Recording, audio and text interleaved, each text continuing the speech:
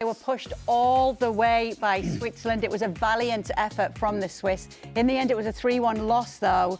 But this came as no surprise to our Switzerland superfan, Stevie Nicol, who's been behind them all the way. The bigger sides, you're not too concerned about either Switzerland or Canada. I think you'd be slightly more concerned about Switzerland. Nobody really wants to play them because I think you don't mind. Do you compare to other options? I'm just This is saying a team that couldn't beat Qatar. And here, look, it wasn't that brilliant. All right, the again. garbage. They're absolute rubbish, you're right. Who cares? I mean, they're who they play. No, It'd be a good game of England. I don't know why are you sulking? Why are you getting all sulky about it? I'm just saying. Look, what have you seen from Switzerland that's made you go, ooh? You said no one wants to face them. You said no one wants to face them. I never said anything because you never gave me a chance. All right, sorry. Because as soon as I said, nobody went, oh, you're... Who's going to be scared of them? Right. They're a team that just stick there. They're always in it. They're all... Well, look at the face. What are you making a face for?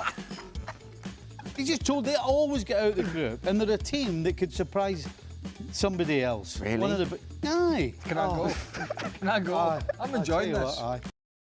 How many games does Dan play for England? He must have had loads. Why was he I must kept have on? missed them all. Why did he keep on talking over you all the time as if he knows more than you? Because that's what he does. But he always bites as well. You were right here, Stevie. I didn't know he played in 3 World Cups, Dan Thomas. I can't tell you what I texted him, but I can assure you, when Embolo put the ball in the back of the net, I was on the tip. I was giving it large. Of course you were. I tell you what, though, Switzerland looked Argentina dead in the eye, didn't they?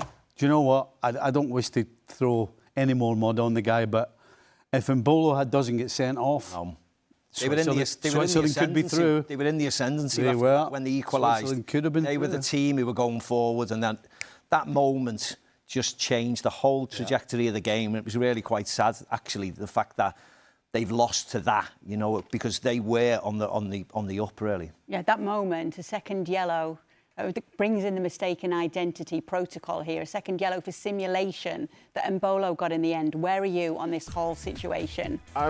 So Granit Xhaka and some of the Swiss players have spoken about it, and they said, like, the rules are the rules, but you wish the referee would have been able to make a different decision because it basically ends a tie. As Micah said, like, it almost felt sad after that because the game completely changed. Whereas you had these two teams going toe-to-toe, all of a sudden it's like, well, Argentina are probably just going to score at some point.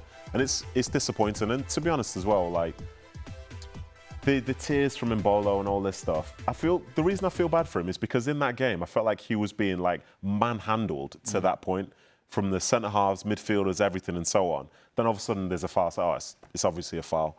But from when the referee puts his finger to his ear, you're thinking, what's going on here? And for it to be that way, like, I'm watching him, I'm like, why has he dived there?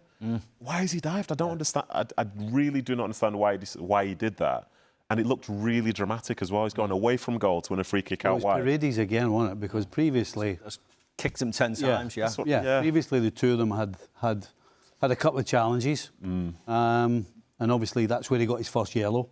And so he's done it to try and get back at Paredes. Yeah. And, listen, I understand Granit Xhaka and the rest of them, but you can't say rules are rules, and then when the guy breaks the rules and gets sent off, you're looking for them to change the rules? No. Well, no. They started by accepting it. They were talking more so from like a footballing spirit standpoint. Yeah.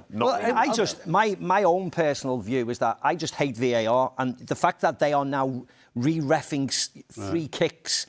I mean, the Lisandro Martinez one against Egypt, of course, he stands on his foot, but that shouldn't have disallowed the goal. There's more contact in every corner that everybody leaves alone every single game, every week that you watch.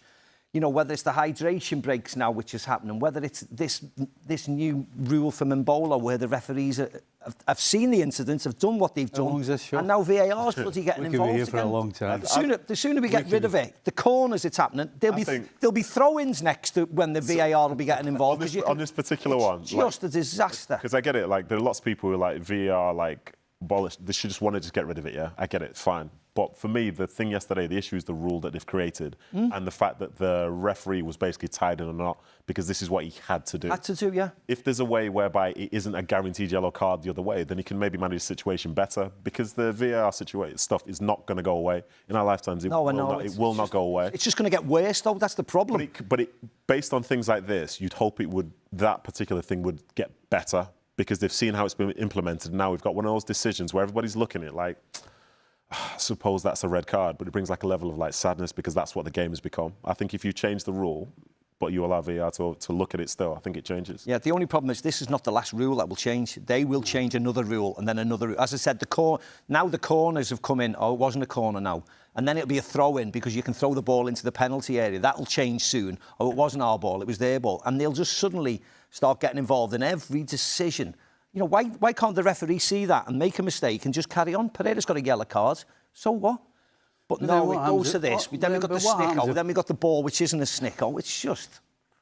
I get what you're saying, but we're kind of opening a can of worms. Yeah. You know, if Paredes had previously had a yellow and then he got another one because Embolo dives, then he shouldn't be sent off. Yeah. Or what if Paredes was on a yellow and if he gets another one in this game, he misses the semi-final of the World Cup? So some guy who wants to dive is going to cost somebody else a game in the semi-final of the World Cup. So we're kind of opening a can of worms. Yeah, but that's always happened, hasn't it?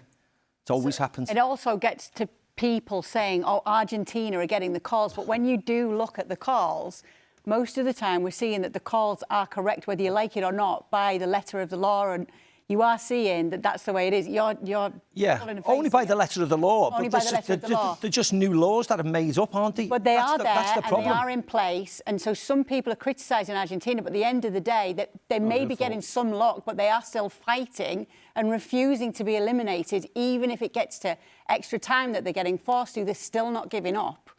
And it's not just because calls have gone their way, surely. Oh, no, I'm not interested in the calls. It's just my personal view that I hate them. It doesn't matter that it was Argentina. I've got no problem with that. They knuckle down, they work hard. You know, they got the little bit of advantage. But the main thing is that they won the game and got through. I've got no problem with Argentina getting through. It's not necessarily the team. It's the VAR and the decision-making. I'm not having to go against Argentina. They got through. They're rightly there.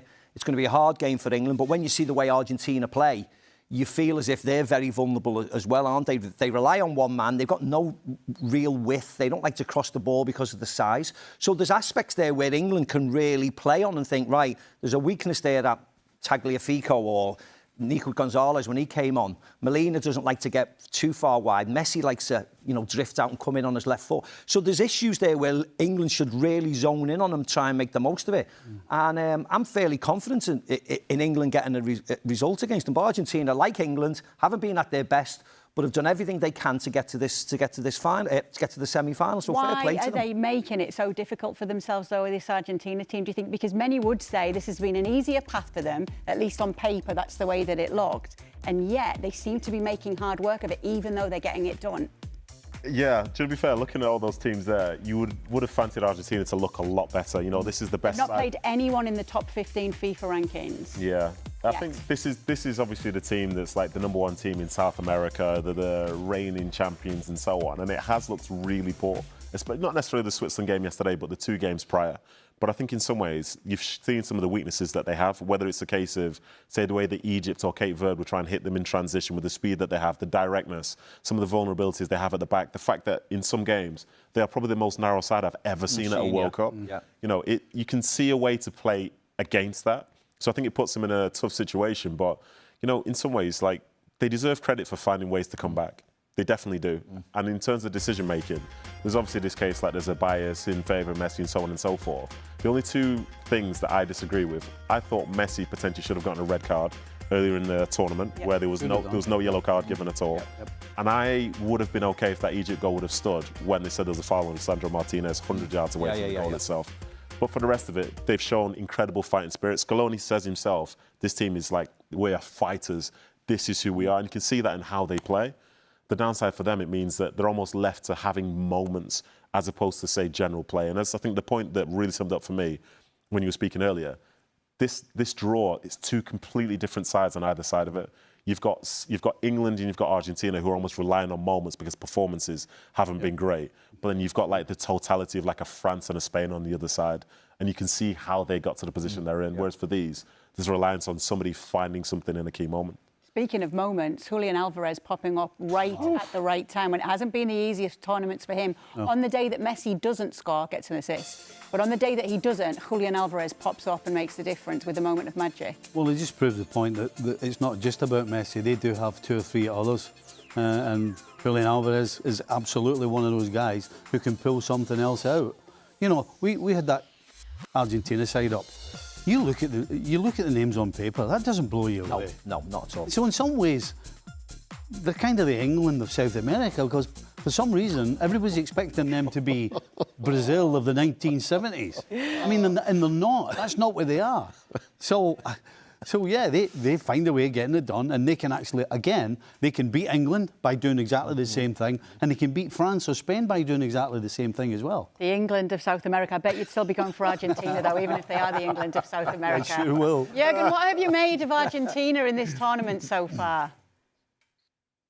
Well, it has also been a very kind of dramatic path for Argentina in the last World Cup when they won it and they grew into the tournament. Last World Cup, they lost the first game against Saudi Arabia.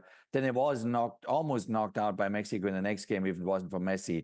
So there were some similar performances of Argentina already in the last World Cup where they won it.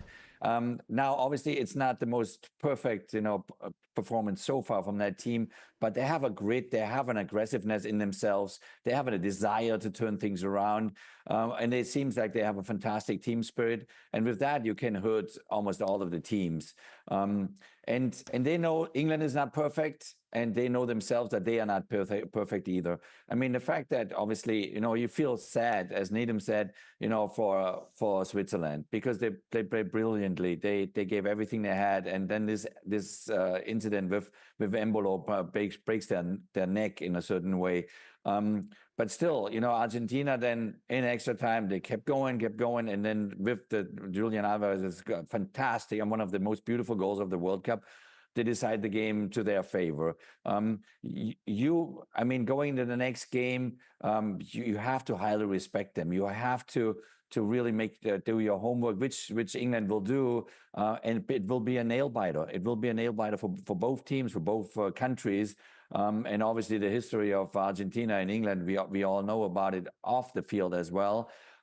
So this will be an incredible, tense and nervous game.